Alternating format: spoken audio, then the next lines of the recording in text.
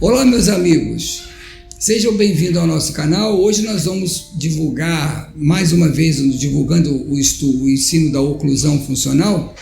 Eu gostaria de dar destaque para dois tópicos de grande relevância.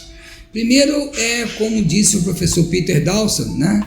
O nosso talvez principal baluarte da oclusão, dos estudos da oclusão, segundo a escola gnatológica, que é você iniciar e terminar na cêntrica, na relação do tônus que é ditada pelo tônus postural, o tônus postural. Esse tônus que é o grande remodelador ósseo maxilofacial, okay? Que é o tônus. Vamos falar um pouquinho do tônus e vamos falar dos três contatos chamados deflectivos em cêntrica, que é o contato A, B e C, descrito pelo professor Huffman, na Universidade de Kentucky, nos Estados Unidos, e muito bem divulgado aqui pelo professor José dos Santos Júnior, no seu livro de oclusão, que ele escreveu já há muitos anos atrás aqui na USP, como professor da USP. Ok? Então, antes de mais nada, não se esqueçam de ativar o sininho, de compartilhar, de se inscrever no nosso canal, de dar o like aí, ok? E roda a vinheta.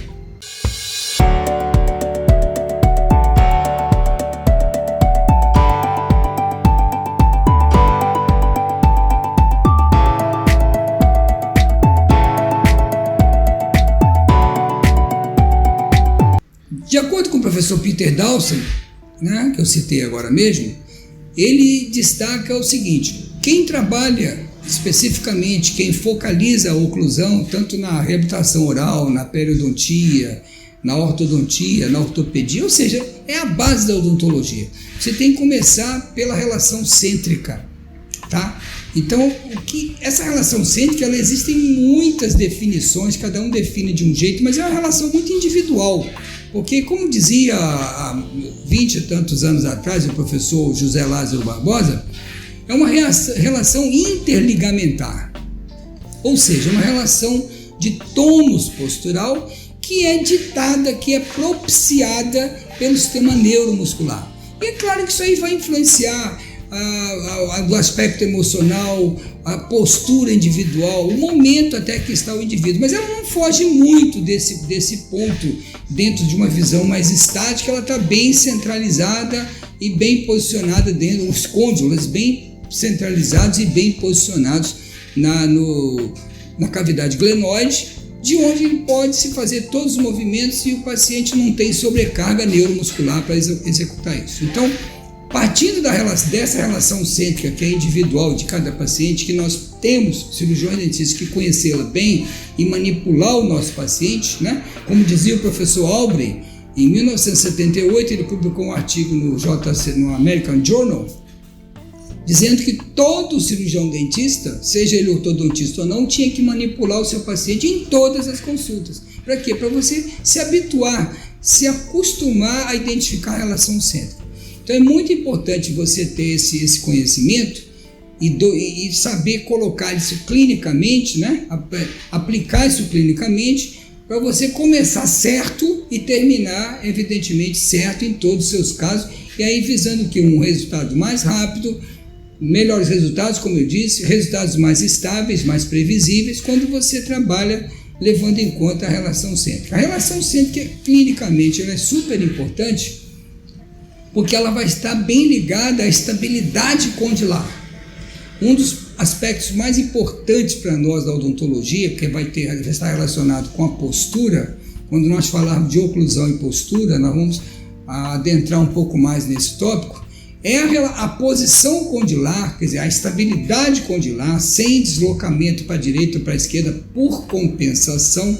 Quer dizer, você tem que ter uma adaptação fisiológica e não uma compensação que vai ocorrer em função de uma sobrecarga. Então, o ideal é que você não tenha nenhum tipo de sobrecargas na oclusão que obrigue a mandíbula, né, o sistema neuromuscular, a posicionar essa mandíbula um pouco mais adiante, um pouco mais para trás, um pouco mais para um lado ou para o outro, para ter uma máxima intercuspidação. Então, realmente merece destaque que a estabilização condilar vai depender muito dessa relação cêntrica, uma relação cêntrica fisiológica sem sobrecarga para o sistema estomatognático. A partir dessa relação, e no momento em que eu estou em repouso, que eu vou ganhar o plano oclusal, que eu vou intercuspidar, né? Nós fazemos isso 1.200 vezes, 1.300 vezes, 1.500 vezes por dia. Por que eu disse vários números? Porque, segundo os autores, varia de 1.250 a 2.400 vezes por dia, por 24 horas, a gente busca o contato interoclusal. Toda vez que a gente deglute, toda vez que você fizer uma deglutição, você vai em máxima intercuspidação.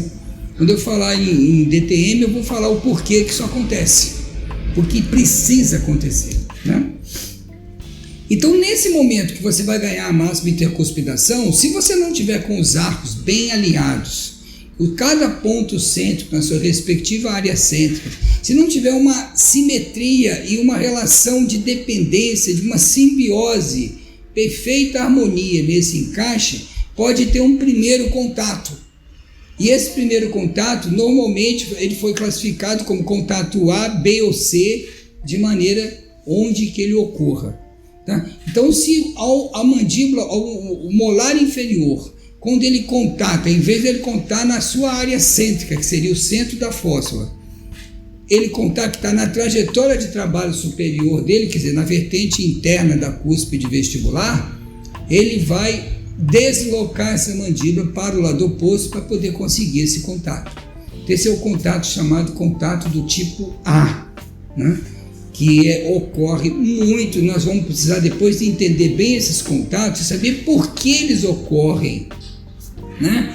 E como nós, principalmente ortodontistas e ortopedistas, o que nós podemos fazer, ou melhor, o que nós fazemos, muitas vezes até sem que nós estejamos prestando atenção, a gente cria esses contatos. Quer dizer, na realidade nós temos que corrigir esses contatos, mas quando ele ocorre, o sistema neuromuscular vai entender que tem que deslocar a mandíbula para o lado oposto, para poder haver uma boa intercuspidação. O contato B já é um contato e evidentemente, todos esses contatos eu vou ter desvio de linha média, tanto no contato A, quanto no contato B, quanto no contato C. Eu vou ter um desvio clínico da linha média, que vai ser um desvio postural. Se eu elimino esse contato, a linha média, se for essa a única causa do desvio de linha média, a linha média se corrige automaticamente, né? Então, o que eu falei já do contato A. Contato A ocorre muito quando eu tenho um contato precoce, um contato indesejável da ponta da cúspide do molar inferior, disto vestibular, em vez de ocluir na fóssula, oclui na trajetória de trabalho. Então ela vai acabar deslocando para buscar o centro da fóssula, deslocando a mandíbula para o lado oposto. E o contato B? O contato B, eu não gosto de dizer qual que é o mais, digamos assim, o mais sobrecarrega o sistema estomatognático, mas o contato B é muito lesivo, porque ele vai envolver as cúspides cêntricas, né? Que no homem primitivo, eles se contactavam em balanceio, para dar apoio no lado de trabalho. Então, no homem moderno, dito moderno, na civilização atual, não pode ter esse contato de jeito nenhum. Ele é tido como uma interferência em balanceio. É quando você tem um contato entre as vertentes internas das cúspides de trabalho. E você não está em trabalho, você está indo buscar a cêntrica. Por isso que ele é um contato deflectivo em cêntrica. Então nesse caso, ele vai deslocar a mandíbula agora, vai acomodar para o mesmo lado do contato. Então, o contato A, a mandíbula vai para o lado oposto. No contato B, a mandíbula vai se acomodar do mesmo lado do contato. E o contato C? O contato C também é um contato deflectivo, que vai ocorrer quando a cúspide palatina do superior contata precocemente, quer dizer, antes da hora, na vertente vestibular da cúspide lingual do inferior. Aí a mandíbula agora vai se deslocar também para o lado oposto para que haja uma intercuspidação. Como eu disse, esses três contatos, nós precisamos conhecer bem a fisiopatologia desses três contatos, porque basicamente tudo que nós fazemos na odontologia pode criar esses contatos. Por exemplo, se eu fizer uma restauração de classe 1, eu poderei criar esse contato com uma resina, fazer uma restauração bonita, mas se ficar um contato A, B ou C, o meu paciente vai ter um desconforto na intercuspidação, ele vai ser obrigado a buscar uma posição de acomodação. Então, Fica aqui um recado, nós vamos nos aprofundar mais adiante nesses contatos, que precisamos dominar e saber conhecer bem a etiopatogenia deles e saber como tratá-los adequadamente. Ok? Beijo no coração.